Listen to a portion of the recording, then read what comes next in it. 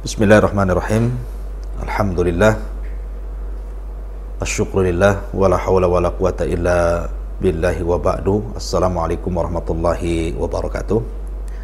Saya Abu Humairah selaku pembina dan pengasuh Pondok Pesantren Tahfidz Al-Quran dan Bahasa Arab Pondok Pesantren Jabal Uhud yang terletak di lereng Bukit Tiban Kampung, Tiban Lama, Tiban Batam, Kepri, Kepulauan Riau. Alhamdulillah, pondok pesantren ini sudah berjalan hampir 3 tahun dan sudah ada ratusan santri yang sedang menghafal Al-Quran dan juga menguasai bahasa Arab dan membaca kitab. Dan mengingat keterbatasan gedung yang kami miliki karena banyaknya peminat santri-santri dari luar, bukan hanya dari Batam tapi juga dari Tanjung Pinang, bahkan dari luar Batam, Sumatera, Jawa, yang mereka berminat untuk datang ke tempat ini, belajar di tempat ini. Akhirnya gedung yang kami miliki tidak mencukupi dan memadai, maka insya Allah kami sedang membangun gedung pesantren yang kapasitasnya bisa mencapai ribuan, sekitar 2-3 lantai. Tetapi bagaimanapun kalau bukan karena Allah Subhanahu wa taala, kemudian kaum muslimin yang ikut berpartisipasi membangun pondok pesantren Tahfidz Al-Quran di tempat kami, tentu kami bukanlah siapa-siapa dan kami juga tidak bisa apa-apa. Semua karena pertolongan Allah Subhanahu wa taala, sehingga kami mengetuk hati-hati kaum muslimin untuk ikut menyumbangkan sebagian hartanya membantu pembangunan pondok pesantren bahasa Arab dan tahfidz Al-Quran untuk mencetak para generasi Al-Quran di masa yang akan datang. Nabi SAW bersabda, ma naqasa min malis sadaqah, ma naqasa min malis sadaqah, tidak mungkin berkurang harta yang disedekahkan, tidak mungkin berkurang harta yang disedekahkan. Subhanakallahumma bihamdika asyhadu an la ilaha illa anta astaghfiruka wa atubu ilaik. Assalamualaikum warahmatullahi wabarakatuh.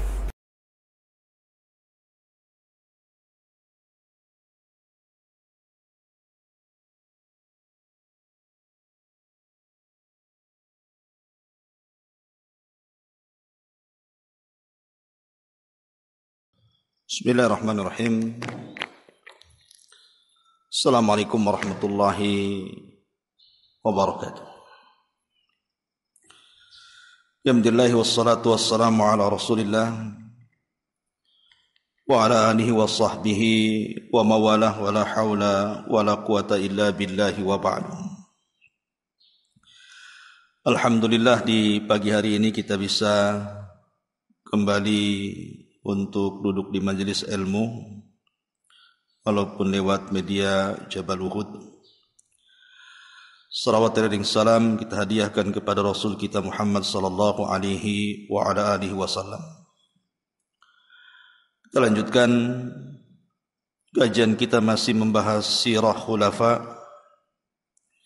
dan kita masih membahas sirah daripada Abu Hafsin Al-Faruq Umar bin Al-Khattab radhiyallahu anhu. Ma'asyiral muslimin yang dimuliakan Allah Subhanahu wa taala. Suatu ketika Umar bin Al-Khattab radhiyallahu anhu menginfakkan banyak gula, dan gula itu sesuatu yang mahal di zaman itu. Kemudian Umar bin Al-Khattab ditanya, kenapa anda menginfakkan gula begitu banyak? Maka Umar bin Al-Khattab radhiyallahu anhu membacakan ayat lan tanalul birra hatta tunfiqu mimma tuhibbun wa ma tunfiqu min syai'in fa innallaha bihi alim. Tidaklah seseorang akan mencapai tingkatan level al-birru. Al-birru itu artinya, kata Imam Nawawi rahimahullahu taala, jami' hisalil khair. Kumpulan semua kebaikan itu ada terkandung pada lafaz al-birru. Kalian tidak mungkin sampai kepada level itu sampai kalian menginfakkan apapun harta yang kalian cintai, dan tidaklah kalian menginfakkan sesuatu kecuali Allah tahu. Dari sini menunjukkan bahwa Umar bin Khattab radhiyallahu an adalah suka bersedekah sejak di zaman Nabi hidup sekalipun. Bahkan dia berusaha untuk menandingi Abu Bakar As-Siddiq radhiyallahu an, tetapi tidak bisa. Karena memang Abu Bakar memiliki keistimewaan tersendiri. Bahkan ketika Nabi SAW wafat, Umar bin Khattab radhiyallahu an ketika itu tidak yakin dengan wafatnya Rasulullah. Sampai-sampai dia bangkit kemudian menghunus pedangnya. Kemudian mengatakan, "Ma mata Rasulullah sallallahu alaihi wasallam." Rasul belum mati. Dia hanya sedang pergi selama 40 hari dan akan kembali untuk mematahkan tangan dan kaki orang-orang munafik. Karena tidak ingin ya Umar berpisah dengan Nabi sallallahu alaihi wasallam. Bahkan suatu ketika Umar bin Khattab radhiyallahu an bersama Aslam pembantunya keluar ke pasar. Rupanya di tengah jalan ada seorang wanita yang sangat tua renta. Tiba-tiba mengatakan, "Ya Umair, ya Umair." Dia tidak mengatakan ya Umar. Harusnya Umar atau ya Khalifah. Tapi dia mentasghirkan kalimat Umar menjadi Umar. Dikecilkan lafaz itu. Maka kemudian dia mengatakan, ya Umair, dulu kau masih kecil, selalu bermain-main di pasar Ukat.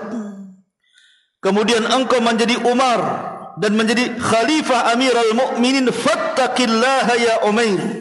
Bertakwalah kau kepada Allah Subhanahu wa taala. Tiba-tiba Umar menangis. Aslam ketika itu pembantunya mengatakan kepada wanita itu, "Kenapa anda membuat Amirul Mukminin menangis?" Tapi Umar mengatakan kepada Aslam, "Tinggalkan wanita itu. Kamu tahu siapa wanita itu? Wanita itu adalah Haulah bin Hakim, yang dengan sebabnya turun surah Mujadilah. Qad sami Allahu qawla allati tujadiluka fi zawjiha wa tashtaki ila Allah." Biarkan dia. Ma'asyiral muslimin yang dimuliakan Allah Azza wa Jalla. Bahkan suatu ketika Umar bin Khattab mengejar unta yang lepas. Jadi ada unta milik Baitul Mukminin itu lepas. Dikejar sama Umar dan hendak ditangkapnya. Dan itu persis fi waktu zahirah, di waktu di mana matahari persis di atas kepala, terik-teriknya matahari. Sampai keringat Umar bercucuran karena mengejar unta yang lepas. Maka kemudian di tengah jalan berjumpa dengan Ali radhiyallahu an. Kemudian Ali radhiyallahu an ketika itu mengatakan kepada Umar bin Khattab radhiyallahu an, "Laqad at'abtal khulafa'a ba'daka ya Umar." Sungguh siapapun yang menjadi pemimpin setelahmu wahai Umar, engkau telah membuat lelah mereka. Ma'asyiral muslimin yang dimuliakan Allah Azza wa Jalla, bahkan Umar bin Khattab radhiyallahu an betul-betul mengikuti jejak Abu Bakar Siddiq radhiyallahu an. Suatu ketika Umar membuntuti Abu Bakar di pagi hari setelah salat subuh. Rupanya dia melihat Abu Bakar masuk ke salah satu rumah dari rumah-rumah yang berada di perbatasan kota Madinah. Diintipnya dari jauh itu. Setelah Abu Bakar keluar membawa gandum ke rumah itu, lama Abu Bakar dalam rumah itu. Maka Umar pun masuk ke rumah itu setelah Abu Bakar pergi dan mengatakan kepada penghuni rumah yang ketika itu adalah seorang nenek yang buta dan anak kecil. Dan mengatakan, "Ya nenek, tahukah engkau siapa tadi yang masuk?" Maka nenek itu mengatakan, "Tidak tahu. Dia kadang-kadang datang membawa gandum, terkadang membenari rumah kami, memasak, terkadang membersihkan, mencucikan pakaian kami, terus pergi, kami tidak tahu siapa dia." Maka Umar bin Khattab radhiyallahu an menangis kemudian keluar dan mengatakan, "Laqad abta ya Abu Bakrin khulafa min ba'di." Sungguh telah membuat lelah wahai Abu Bakar siapapun yang akan menjadi pemimpin sepeninggalmu. Di masa Khalifah Umar bin Khattab radhiyallahu an, Talha bin Ubaidillah ini, seorang sahabat Rasulullah, melihat Umar ini selalu datang ke salah satu rumah. Ke salah satu rumah daripada rumah-rumah yang berada di perbatasan kota Madinah. Setelah Umar kemudian keluar, datanglah Talha bin Ubaidillah ini bertanya kepada penghuni rumah itu. Rupanya juga nenek-nenek. Dan bertanya, siapa? Tahukah engkau wahai nenek, siapa orang yang masuk di rumah itu? Maka nenek itu mengatakan tidak tahu. Dia selalu datang, membenahi rumah kami, memasak, membersihkan, kemudian pulang. Maka Talha pun kemudian mencela dirinya, waihaka ya Talha, waihaka ya Talha, celaka engkau wahai Talha, celaka engkau wahai Talha. Ma'asyiral muslimin yang dimuliakan Allah Azza wa Jalla. Bahkan Nabi SAW pernah bersabda, ya'ti alaikum Uwais ibn Amir al-Qarani. Akan datang kepada kalian seorang laki-laki namanya Uwais ibn Amir al-Qarani. Uwais ibn Amir al-Qarani ini bukan sahabat Nabi. Memang hidup di zaman Nabi, tapi tidak berjumpa dengan Nabi karena kesibukan mengurus orang tuanya. Karena dia orang Yaman, sementara Rasul di Madinah. Sehingga dia ingin berjumpa dengan Nabi, tapi tertahan dengan birrul walidain. Sampai Rasul wafat dia tidak berjumpa. Dan Rasul tidak pernah berjumpa dengan Uwais ini. Tapi wahyu turun kepada Nabi SAW. Kata Nabi SAW, ya'ti alaikum Uwais ibn Amir al-Qarani ma'amdadi ahli al-Yamani min Murad thumma min al-Qaran kana bihi barasun fabara'a minhu illa mawdi'u dirhamin. Akan datang kepada kalian kelak seorang laki-laki namanya Uwais ibn Amir al-Qarani bersama rombongan dari Yaman, dari kabilah Murad, kemudian Qaran. Dulu dia punya penyakit albino, kemudian Allah sembuhkan sehingga tinggal 1 dirham. Kata Nabi SAW, lahu walidatun huwa birrun biha, lau aqsama ala Allah la abarraha, fa in istata'ta an yastaghfira laka faf'al. Dia memiliki orang tua dan dia senantiasa berbuat baik kepada ibunya. Dan kalau dia mengangkat kedua tangannya kepada Allah, maka Allah tidak akan menolak doanya. Siapapun di antara kalian yang berjumpa dengan Uwais, mintalah kepada dia agar memintakan ampun atas dosa-dosa kalian kepada Allah Azza wa Jalla. Hadis ini diingat para sahabat, termasuk Umar bin Khattab radhiyallahu anhu.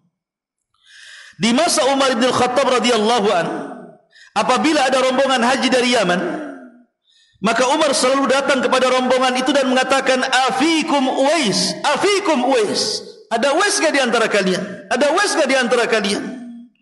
Maka rombongan itu mengatakan, tidak ada wahai Amirul Mukminin.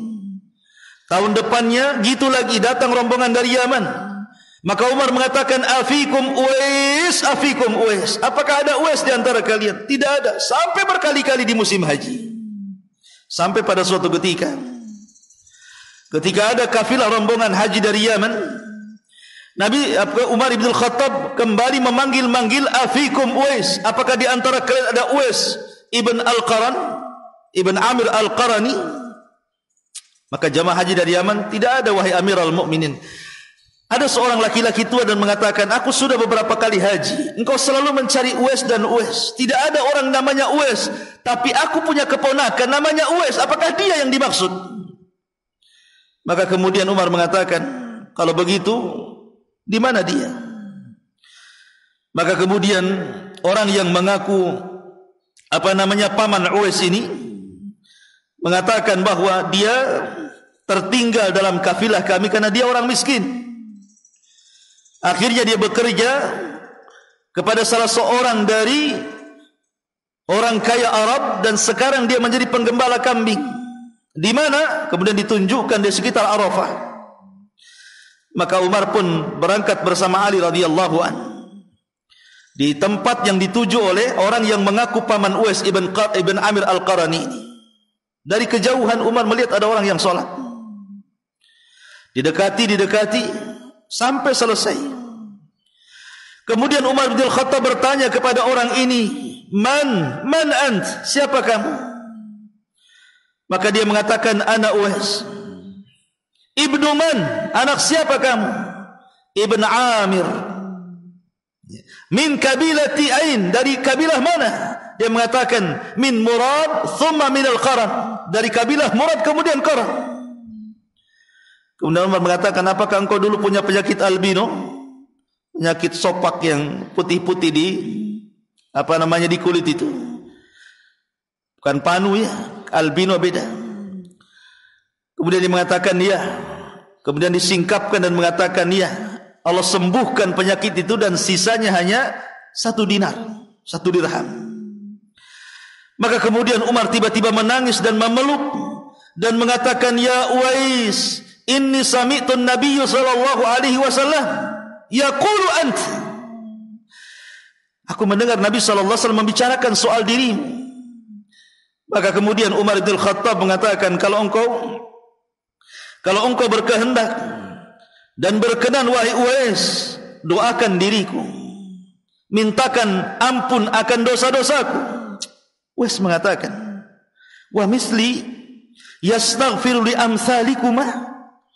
Apakah layak seorang penggembala kambing semacam diriku, orang miskin, memintakan ampun akan dosa kalian berdua wahai Umar dan Ali? Jazakumullah, semoga Allah membalas kalian. Maka kemudian Umar terus mendesak. Akhirnya dia membacakan hadis Nabi SAW dan Uwais pun kemudian berdoa kepada Allah untuk mengampuni dosa keduanya, tapi dengan syarat jangan pernah diketahui manusia. Ketika itu Umar merasa senang karena Uwais mendoakan dirinya. Maka dia melihat kondisi Uwais yang sangat fakir, yang sangat miskin, pakaian compang-camping, dan mengatakan, ya Uwais, sebutkan apa kebutuhanmu, kami akan cukupi. Tapi dia mengatakan, ya Amirul Mukminin, la mi'ada baini wa bainak. Wahai Amirul Mukminin, tidak ada perjanjian kita dengan aku dengan dirimu. Aku tidak butuh dengan dunia. Akhirnya kemudian dia pun mengatakan, jangan pernah bicarakan soal aku. Maka Uwais kemudian minta izin setelah haji, kemudian berangkat ke Syam, kemudian menjadi seorang mujahid di Syam dan tidak diketahui wafatnya. Tapi di sini bagaimana Umar bin Khattab radhiyallahu an sangat semangat mencari Uwais, karena sabda Nabi SAW mencari kebaikan. Setiap datang kabilah dari Yaman mempertanyakan soal Uwais, di mana Uwais? Subhanallah, Khalifatul Islam. Bahkan di zaman Umar pernah terjadi paceklik hebat yang berkepanjangan. Ada yang mengatakan berbulan-bulan itu tidak turun hujan, sampai tidak ada anak-anak kecil yang tertawa, tidak ada orang dewasa yang bercanda. Anak-anak kecil menjerit kelaparan dan orang-orang dewasa melamun karena tidak ada yang dimakan. Ma'asyiral muslimin yang dimuliakan Allah Azza wa Jalla, termasuk Umar bin Khattab radhiyallahu anhu. Umar bin Khattab dikisahkan Anas bin Malik radhiyallahu anhu, saking laparnya Umar bin Khattab, seorang khalifah yang ditakuti bangsa Romawi dan bangsa Persia, lapar, perutnya bunyi, maka dia mengatakan kepada perutnya, tuqarqir ya batni, innahu laysa laka indana ghairu hatta yahya an-nas. Silahkan bunyi sekehendakmu wahai perutku, sesungguhnya aku tidak akan pernah mengisi dirimu sampai betul-betul manusia hidup, sampai betul-betul manusia makan. La aqulu hatta asba'an nas, saya tidak akan pernah makan sampai manusia kenyang. Subhanallah. Akhirnya kemudian orang-orang pun datang kepada Umar agar beristisqa, meminta hujan. Maka Umar pun kemudian keluar dan mengajak Abbas, paman Nabi SAW. Kemudian mengatakan, dulu di masa Nabi SAW, kalau terjadi paceklik kami datang kepada Nabi SAW. Akan tetapi kata Umar bin Khattab, Allahumma inna kunna idza qatahna ala ahdi nabiyina tawassalna ilaika bi nabiyina fatasqina wa inna natawassalu ilaika bi ammi nabiyina fasqina. Maka Umar mengatakan, di zaman Nabi kami meminta hujan kepada Nabi supaya salat istisqa, tapi di zaman Rasul meninggal maka kami datang kepada paman Nabi Abbas bin Abdul Muttalib. Maka kemudian manusia pun keluar melakukan salat istisqa. Kemudian Umar berdoa kepada Allah Subhanahu wa taala, Allahumma la tahlikna bisinin. Ya Allah, jangan kau hancurkan kami dengan paceklik ini. Ayyuhan nas istaghfiru rabbakum thumma tubu ilaihi wasaluhu min fadli wastasqu suqyan rahmatan. Wahai manusia, mintalah ampun akan dosa-dosamu. Mintalah ampun akan dosa-dosamu kepada Rabb kalian. Kemudian bertobatlah, memintalah dari karunia-Nya. Mintalah air yang merupakan air rahmat yang Allah turunkan hujan kepada kita. Maka selang beberapa saat tiba-tiba hujan kemudian datang. Begitulah Umar bin Khattab, keadilannya luar biasa. Bahkan suatu ketika Umar bin Khattab mengutus pasukan. Sudah 4 bulan pasukan ini belum diganti. Ketika terjadi perang Persia, memerdekakan Baitul Maqdis, Umar mengirim pasukan banyak. Sudah 4 bulan pasukan itu belum diganti, belum ada pergantian pasukan. Maka Umar pun di malam hari, kemudian dia belusukan, rupanya ada sebuah tenda. Di tenda itu ada seorang wanita sedang mengumandangkan syair dan mengatakan, tatawal hadzal lail wa aswada janibuhu wa arqani alla khalilun ulaibuhu. Fa wallahi laula Allah inni uraqibuhu la harraka min hadzas sarir jawanibuhu. Tiba-tiba wanita ini mengatakan, sungguh malam semakin larut, semakin hitam dan gelap. Sungguh tidak ada kekasih yang aku bisa bermesraan dengannya kalau bukan karena Allah, kata wanita ini. Dan aku senantiasa merasa diawasi Allah. Tentu ranjang ini sudah bergerak dan mungkin memasukkan laki-laki lain ke tempat ini. Umar mendengar tuh jeritan wanita-wanita ini tinggal suaminya jihad. Akhirnya kemudian keesokan harinya dia panggil putrinya Hafsah dan mengatakan, dia Hafsah, berapa banyak kau bisa sabar ketika suamimu meninggalkan dirimu?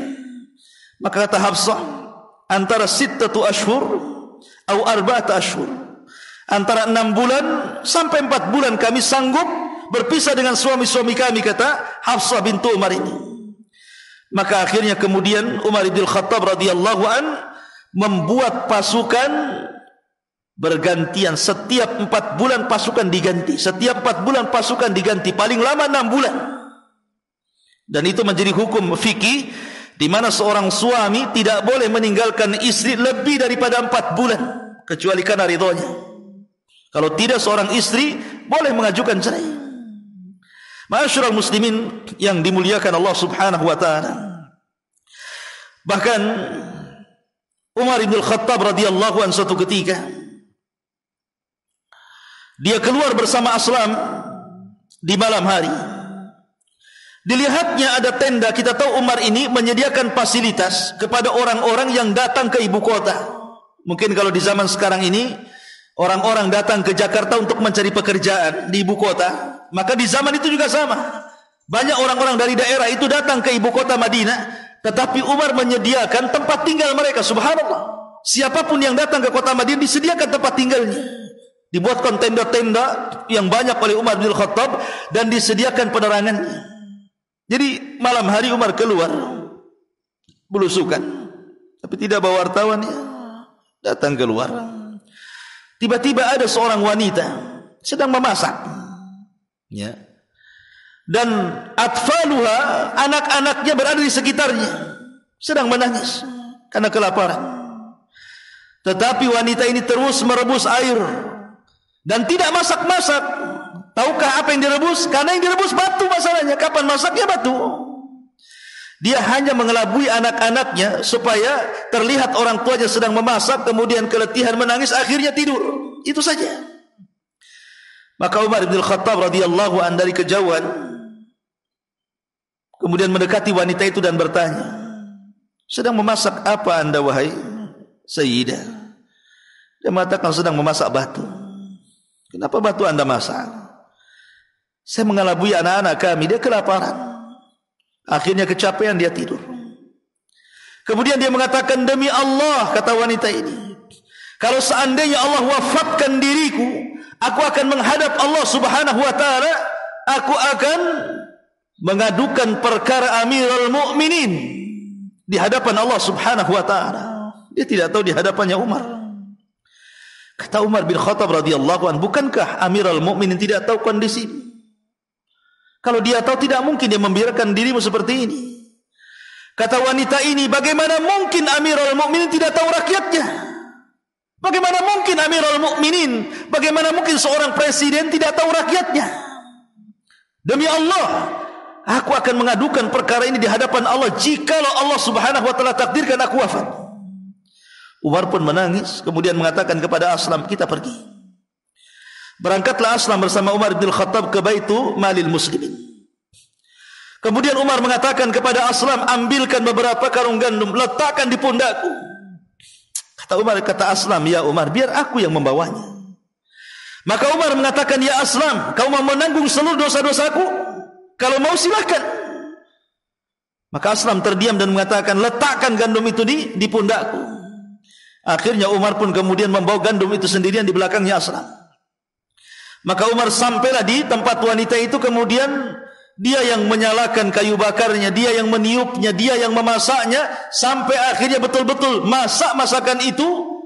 Kemudian dia bangunkan wanita itu dan anak-anaknya suruh makan. Kata Aslam, ya Umar, tugas kita sudah selesai, kita pulang. Kata Umar bin Khattab, tidak ya Aslam, sebagaimana aku melihat mereka menangis, aku ingin melihat mereka tertawa. Ma'asyiral muslimin yang dimuliakan Allah Azza wa Jalla. La Umar bin Khattab radhiyallahu anhu juga dikisahkan dalam sebuah kisah dengan sanad yang hasan. Suatu ketika Umar ini duduk-duduk bersama sahabat-sahabatnya. Kemudian Umar bin Khattab bertanya kepada orang-orang yang duduk di situ dan mengatakan, tamannu, bercita-citalah kalian.